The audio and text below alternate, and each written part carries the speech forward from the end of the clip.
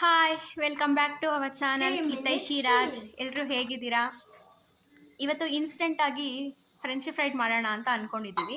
ನೋಡಿ, ಇದೇ ಪಾಕೆಟು.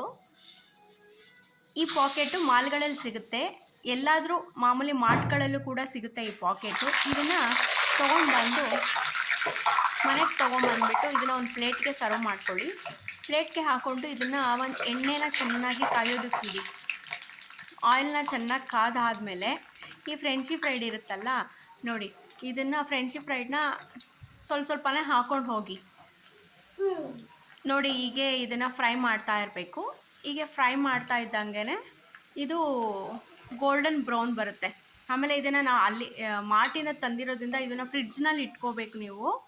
ಇದು ಫ್ರಿಡ್ಜಲ್ಲಿ ತೆಗೆದು ಹಾಕ್ತೀವಲ್ವ, ಅದಕ್ಕೆ ಇದರಲ್ಲಿ ನೀರಿನ ಅಂಶ ಇರುತ್ತಲ್ವ, ಅದಕ್ಕೆ ಚಿಟ ಚಿಟ ಅಂತ ಸೌಂಡ್ ಬರುತ್ತೆ. ಈಗ ಫ್ರೆಂಚಿ ಫ್ರೈಡ್ನ ಹೀಗೇ ಎಣ್ಣೆಯಲ್ಲಿ ಕರೀರಿ. ನೋಡಿ, ಈಗ ಇದು ಗೋಲ್ಡನ್ ಬ್ರೌನ್ ಬಂದಿದೆ. ಈಗ ಫ್ರೆಂಚಿ ಫ್ರೈಡ್ ರೆಡಿಯಾಗಿದೆ. ಮಕ್ಕಳಿಗೆ ತುಂಬ ಇಷ್ಟ ಆಗುತ್ತೆ ಇದನ್ನು ಸಾಸ್ ಜೊತೆಯಲ್ಲಿ ನೀವು